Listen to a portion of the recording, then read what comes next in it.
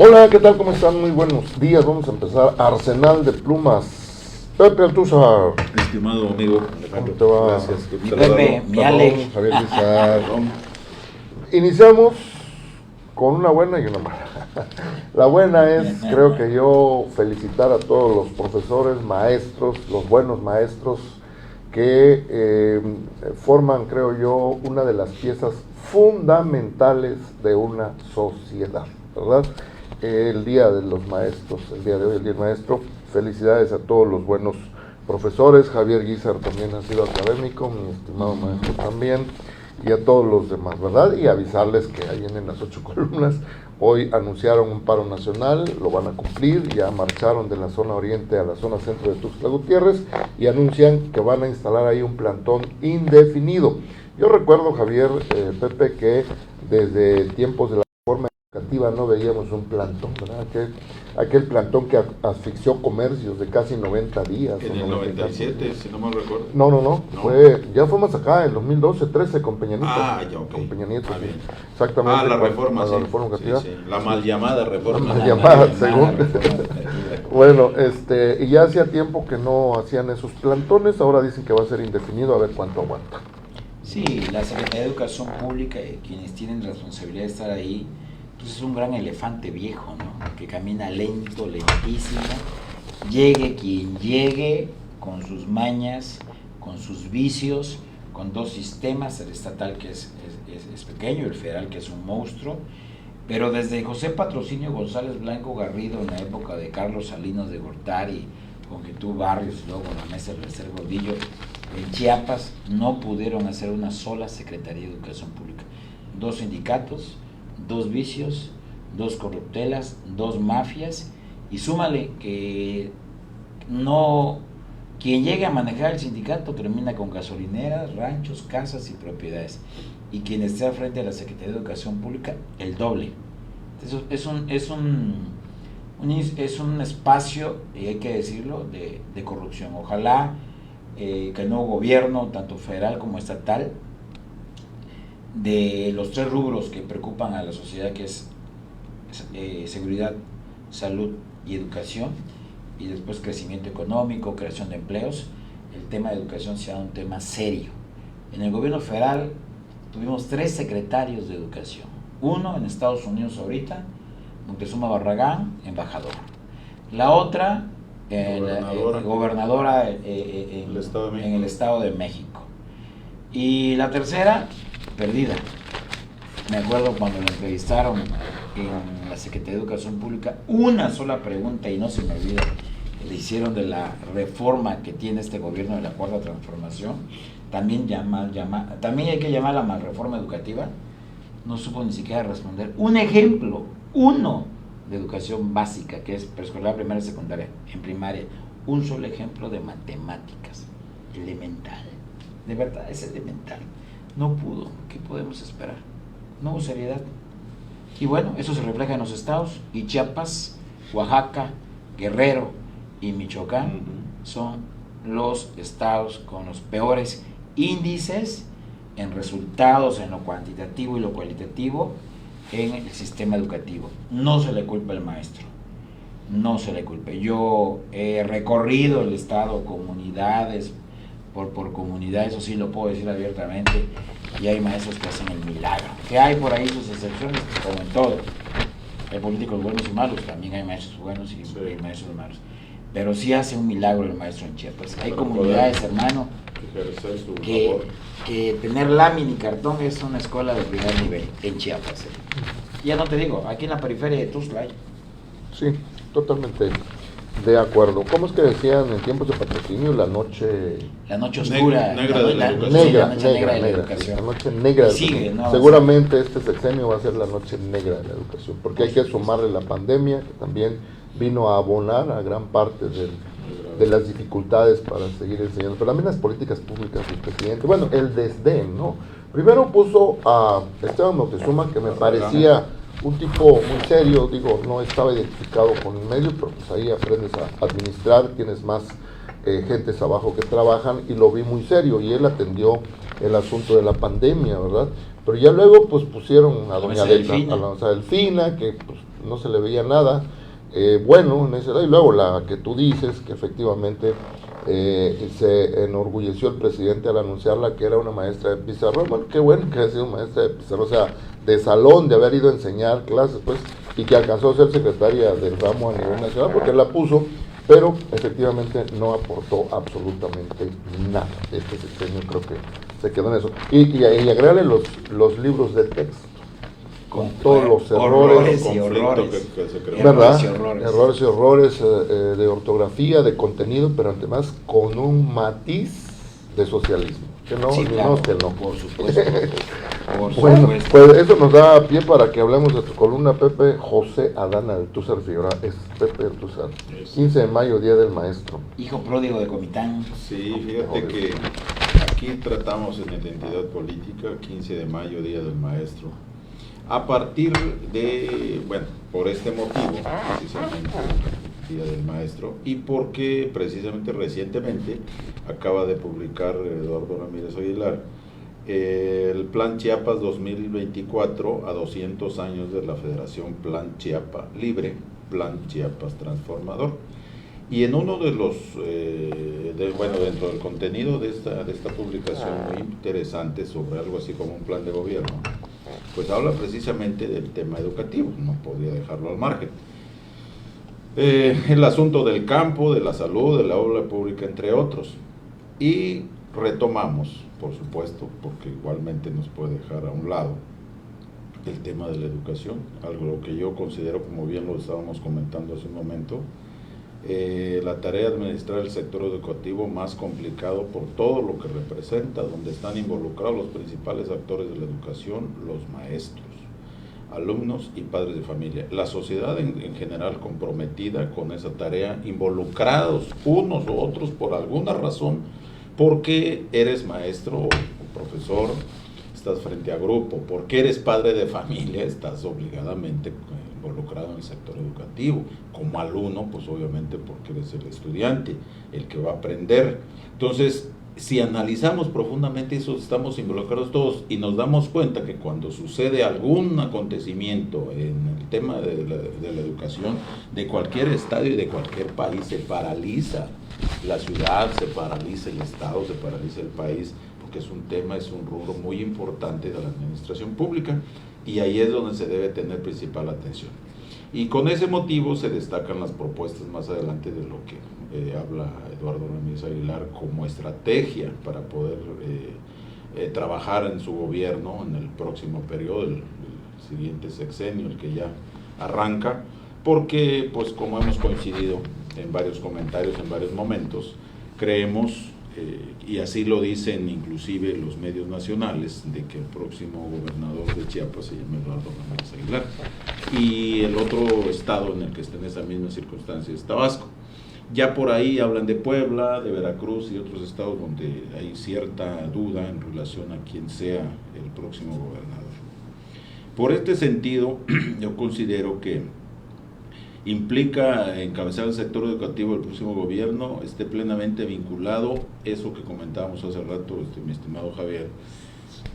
¿Qué ha pasado en el sector educativo? El sector educativo se ha creado vicios, gente, personas enquistadas de hace muchos años, que han administrado la inercia, han estado simplemente pasándose el tiempo, cómodamente percibiendo un ingreso muy rentable y no pasa absolutamente nada. Programas y estrategias y no funciona. ¿Por qué? Porque precisamente en esos vicios en el que ya te vuelves un parásito al estar en una oficina de gobierno, pues eso, administrando la inercia, no haciendo absolutamente nada, más que llevando la documentación que tienen que llevar, porque son las mismas personas del que estábamos hablando de hace más de 20, 30 años.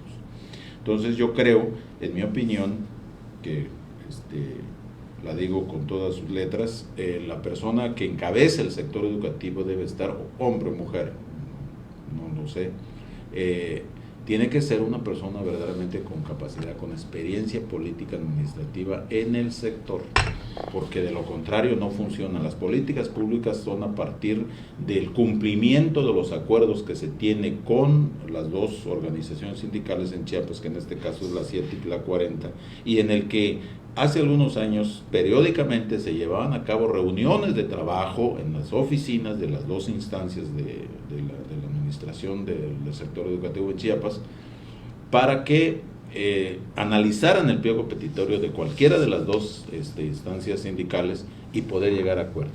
Y se cumplía de alguna manera. El no cumplir la autoridad es donde se viene este tipo de cosas, como estamos viendo en la portada de Ultimátum, la toma de las calles del magisterio. ¿Por qué? Porque pues, son engañados, se sienten traicionados porque no hay una participación responsable de la autoridad educativa.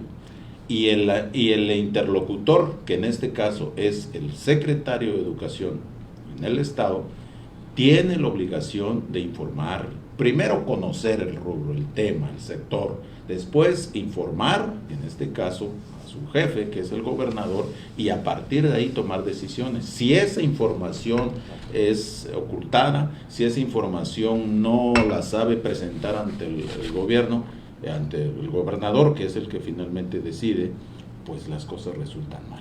Y así ha venido por sexenios y ha sido una piedra en el zapato, tal y como lo publica hoy Ultimátum en la columna que amablemente me publica, Identidad Política, y resulta ser que van pasando los años, el tiempo, y seguimos en una situación penosa, lamentable en materia de rezago educativo. Mira, si Doroteo Arango, Pancho Villa, que era de capital cultural limitado, era analfabeta en lectura y escritura, y se hizo un malhechor por circunstancias y después se hizo revolucionario, es uno de nuestros personajes más importantes en la Revolución Mexicana, igual que Emiliano Zapata, visualizaba que en la construcción de la patria había un personaje importante, y no era ni el político, ni el senador, ni el diputado, ni el presidente, era el maestro rural.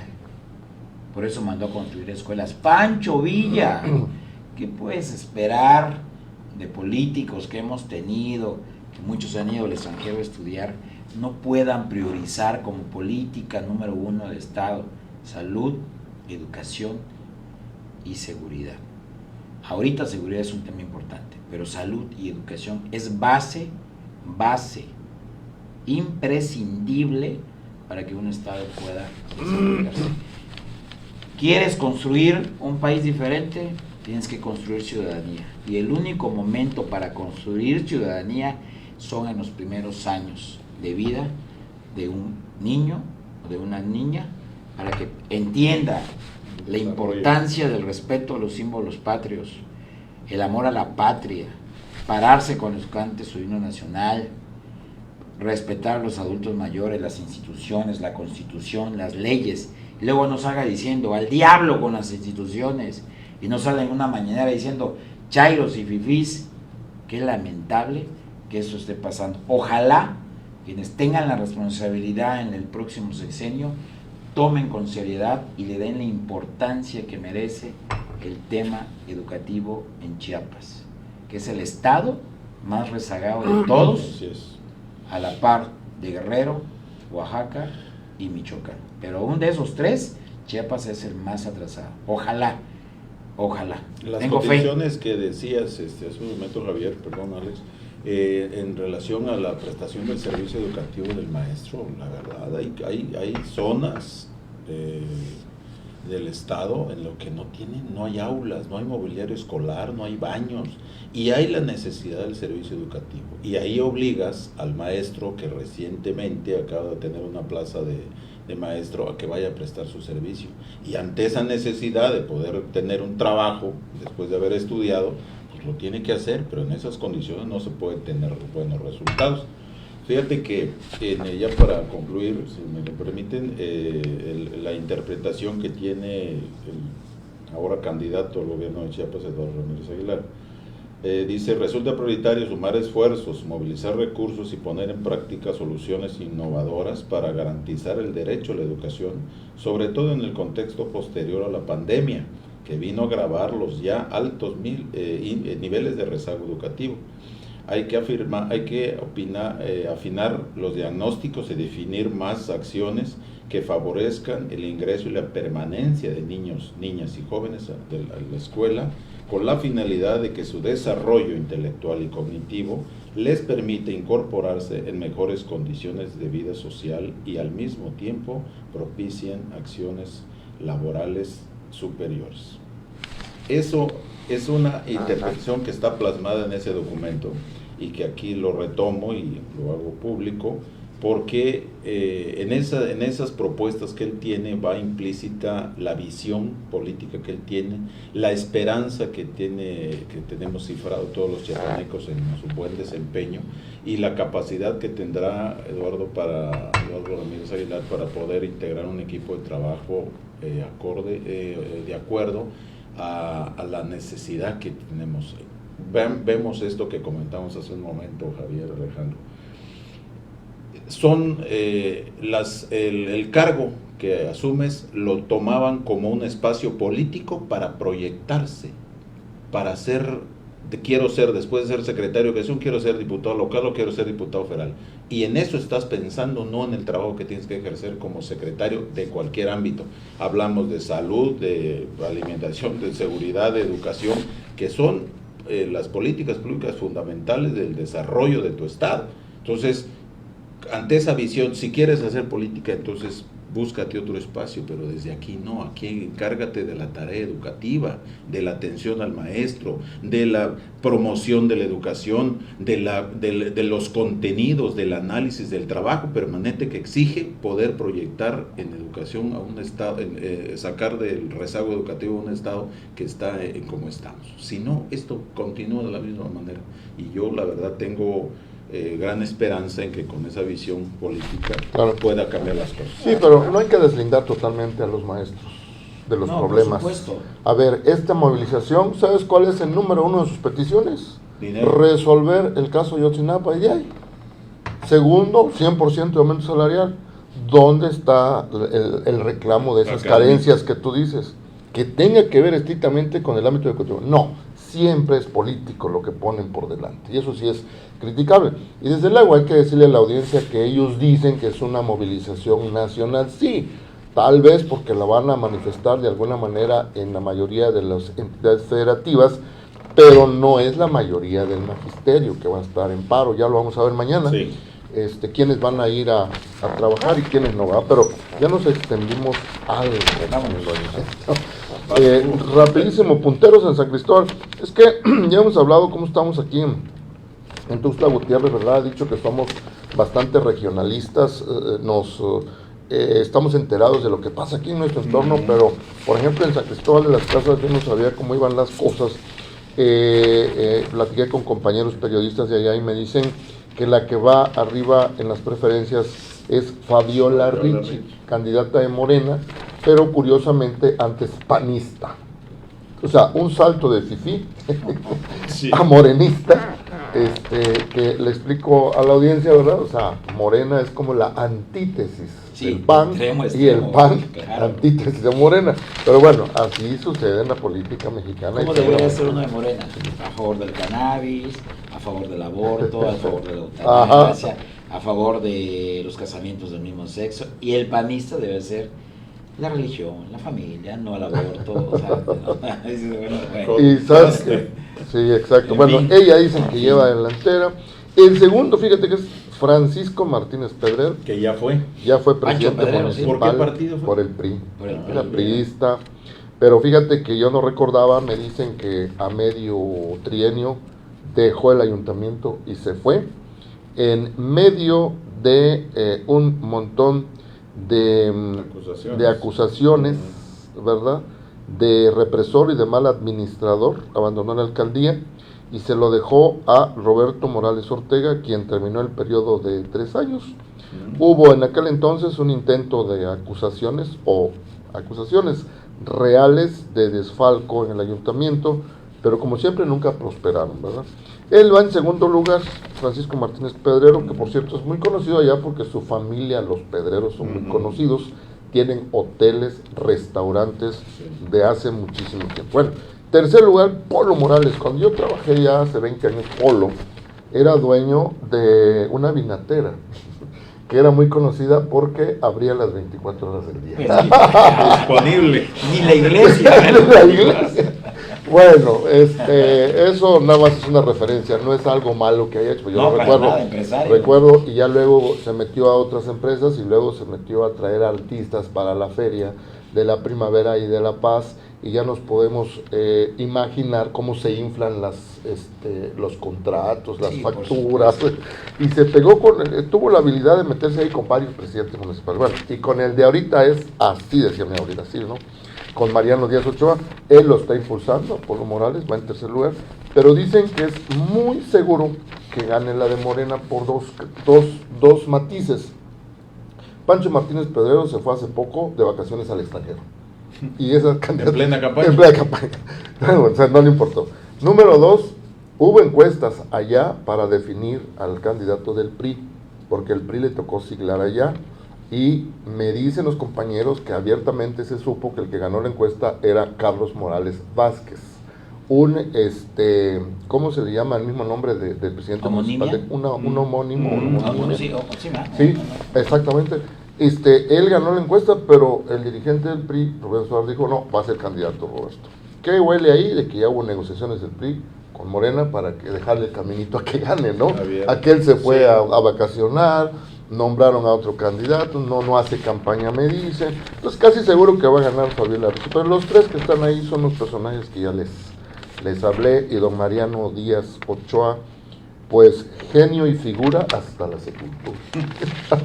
Ojalá le vaya bien a San Cristóbal, ha tenido mala suerte que cuando gobiernan las mujeres les va muy mal. Jerónima Toledo, la presidenta creo que fue la de peor, Morena, que gana, ni lo recuerda. La peor de todos los para bien, ¿no? Por el efecto Andrés Manuel. Por el efecto Andrés Manuel. Perdón que lo diga yo, si no pudo ni componerse los dientes, ¿qué pudo haber cambiado la historia de San Cristóbal? Pésimo gobierno, quien gobernaba era el marido. Yo tuve la oportunidad de ir a San Cristóbal porque un amigo estaba asesorando ahí y me mandaron a llamar por algunos temas. Subí, pero cuando hablé con la señora me dijo, siendo presidente municipal, bueno, no soy yo de poner la vista cuando la tenía enfrente, por muchas razones, ¿no? Me dijo, usted parte con mi marido y lo que él decida yo hago. Ella era la presidenta municipal, sí. O sea, ella es la que ejerce el poder, no el marido. Sí, fue pésimo, fue desastroso, su gobierno desastroso. ¿Sabes qué hice, hermano? 3 años de retraso. ¿Sabes qué hice, hermano? Hice caso a los consejos de mi abuela y dije, no, aquí no hay nada que hacer, vámonos. Y fíjate que para diputado va muy fuerte Juan Salvador Camacho, me dicen, que él se disciplinó, él quería ser alcalde, dijeron no vas a poder, se fue para allá y dicen que va fuerte. Entonces, ¿No ha sido diputado local? Sí, ya fue diputado local, pero ha querido... Hijo de Camacho Solís. Manuel Camacho Solís. Manuel Camacho Solís, primo hermano de Manuel Velasco. Así es. La única mujer que tuvo el doctor Manuel Velasco Suárez se casó con Camacho Solís, ¿no? Trae bagaje familiar, ¿cómo se llama? Linaje familiar. Linaje político, ¿no? Sí. Exacto, bueno, él podría ser. Y lo que me llamó la atención, fíjate, es el que me dicen los compañeros de allá que ya le bajaron los motonetos, que ya están bastante controlados. Teopisca, que era un municipio también que el trienio pasado le fue de la patada, le mataron a su presidente municipal del Partido Verde al inicio, luego nombraron a su hermano, el hermano fue repudiado, lo impugnaron, lo quitaron, nombraron una mujer, era de mañana, tarde y noche los bloqueos carreteros, ¿te acuerdas? Entre Teopisca y San Cristóbal. Sí. Dicen que ahorita, ¿quién crees que va? El mismo hermano del que mataron, y dicen que ya lleva la delantera para ganar, pero que ya están tranquilos. Teopisca, así son las cosas.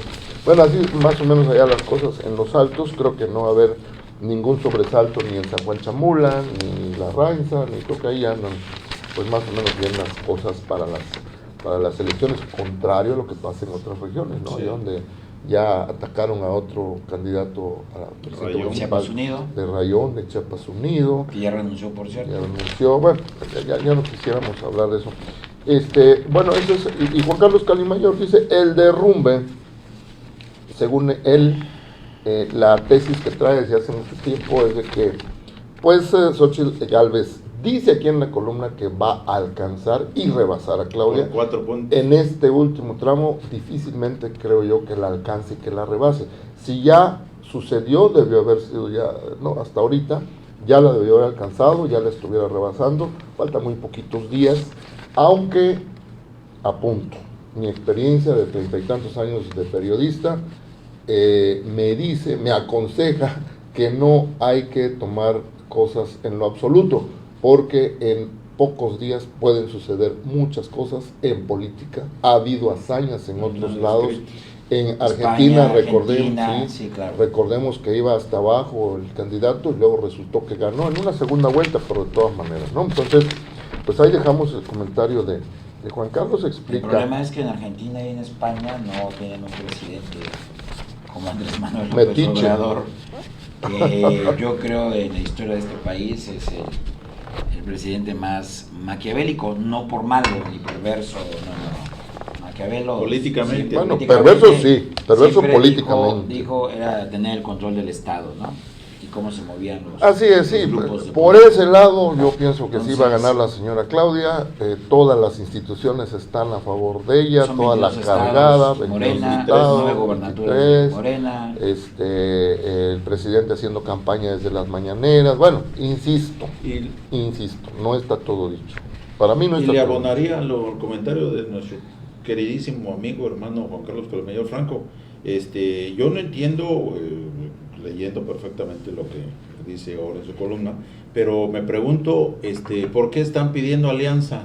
Que Maine se integre a si ya la tienen ganado y si van a alcanzar y van a rebasar, no le entiendo. No. Desde ahí no le entiendo. No, yo sí le entiendo. Hay una contradicción, porque la verdad es que no hay posibilidad de que ahí enfrente hay un montón, pues.